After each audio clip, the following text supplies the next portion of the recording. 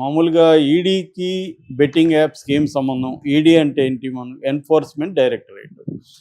అది జనరల్గా financial frauds లేదా ఎకనామిక్ అఫెన్సెస్లో ఇన్వాల్వ్ అవుతుంది. సో దాని ఎక్కువగా అది పిఎంఎల్ఏ చట్టాన్ని ఉపయోగించుకుంటుంది. పిఎంఎల్ఏ అంటే నేను చాలాసార్లు దాని మీద చెప్పాను. Prevention of money laundering act అనమాట. అంటే మనీ లాండరింగ్ అంటే అర్థం డర్టీ మనీని క్లీన్ మనీగా మార్చడం, లాండరింగ్ అంటే క్లీన్ చేయడం. సో దీంట్లో డర్టీ మనీ ఏముండొచ్చు అంటే ఈ బెట్టింగ్ యాప్స్లో మనం ఆల్రెడీ ఒక తమన్నా గురించి ఒక వీడియో చేశాను నేను. అందులో తమన్నా కాజల్ మీద కూడా ఈ బెట్టింగ్ యాప్స్కి సంబంధించి కేసు ఈడీ పెట్టింది. ఈడీ విచారణకు కూడా పిలిచింది. సో అది మామూలుగా ఏంటంటే ఈ మహాదేవ్ అనే ఒక బెట్టింగ్ యాప్ ఉంది. మహాదేవ్ అనేది దుబాయ్ నుంచి పనిచేస్తుంది. ఇందులో 5,000 కోట్ల స్కామ్ జరిగిందనేది చెప్తున్నారు. నేను 2-3 సార్లు చెప్పాను ఆల్రెడీ. బెట్టింగ్ అనేది ఎన్ని రకాలుగా ఉంటుందని. Skill based betting, fantasy based betting, chance based betting, 3 రకాల బెట్టింగ్స్ ఉంటాయి. సో ఈ బెట్టింగ్ యాప్స్ కూడా 3 రకాలుగా ఉంటాయి. సో స్కిల్ బేస్డ్ వాటిని ఎప్పుడు కూడా బ్యాన్ చేయలేదు ఇండియాలో. స్కిల్ బేస్డ్ అంటే ఫర్ ఎగ్జాంపుల్ హార్స్ రేసింగ్, అది బ్రిటిష్ వాళ్ళ కాలం నుంచి కూడా ఉంది హార్స్ రేసింగ్. బ్రిటిష్ వాళ్ళు gambling act, public gambling act అనేది 1867లో తీసుకొచ్చి ఈ ఛాన్స్ బేస్డ్ గ్యాంబ్లింగ్ని వాళ్ళు రద్దు చేశారు.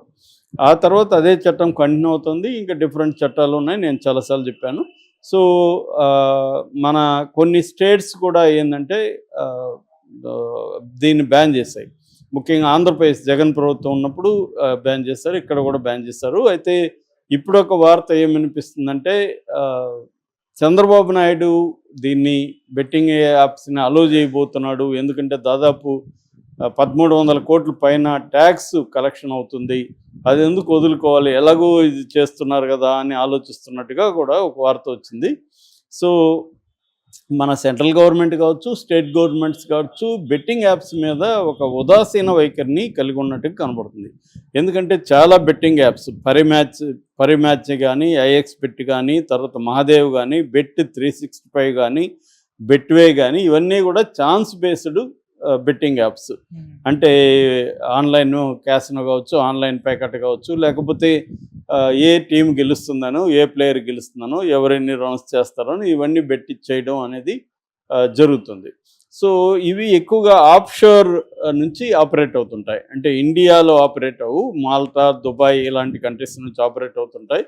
అవి ఛాన్స్ బేస్డ్ బెట్టింగ్ చేస్తూ ఫాంటసీ బేస్డ్ బెట్టింగ్ అని చెప్తాయి. ఫాంటసీ బేస్డ్ బెట్టింగ్లో మనకి డ్రీమ్ 11 కావచ్చు, లేకపోతే మై సర్కిల్ కావచ్చు, ఎంపీఎల్ కావచ్చు, జంగ్లీ రమ్మీ కావచ్చు, ఏఐ 123 కావచ్చు, ఇలాగా కొన్ని ఉన్నాయన్నమాట.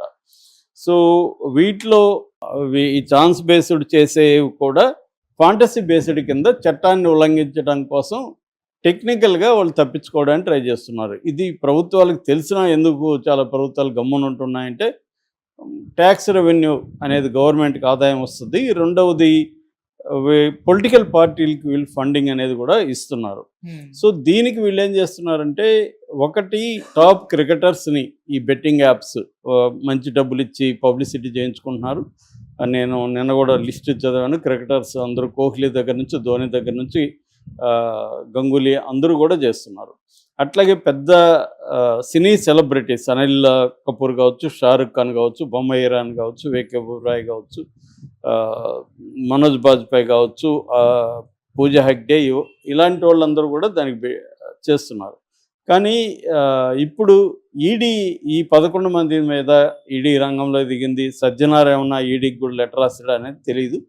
అయితే ఈడీ ఎందుకు దిగిందంటే, వీళ్ళకి ఆఫ్షోర్ నుంచి అకౌంట్స్ నుంచి అక్రమంగా డబ్బులు వీళ్ళ అకౌంట్లోకి వస్తున్నాయా, వీళ్ళు ఏమన్నా బిట్ కాయిన్స్లో పెడుతున్నారా అనేది చూస్తుంది అనమాట. అంటే గవర్నమెంట్కి ట్యాక్స్ కట్టకుండా బ్లాక్ మనీ రూపంలో, హవాలా రూపంలో వీళ్ళకి కానీ ఏమన్నా డబ్బులు వస్తే మాత్రం ఈడీ చేతిలో వీళ్ళు ఇరుక్కునే అవకాశం ఉంది. అట్లా లేకుండా మామూలుగా అయితే యూట్యూబర్స్కి జనరల్గా యూట్యూబ్లో యాడ్లు వస్తే జనరల్గా మనకి ఆన్లైన్లోనే డబ్బులు పడతాయి. ఇప్పుడు మన ఛానల్ అంతా కూడా ప్రాపర్గా ఆన్లైన్ వస్తుంది, ట్యాక్స్ కట్ అవుతుంది, అన్నీ జరుగుతాయి. కానీ వీళ్ళది ఏంటంటే యూట్యూబ్ కాకుండా వీళ్ళు సపరేట్గా బెట్టింగ్ యాప్స్ని ప్రమోట్ చేస్తున్నారు.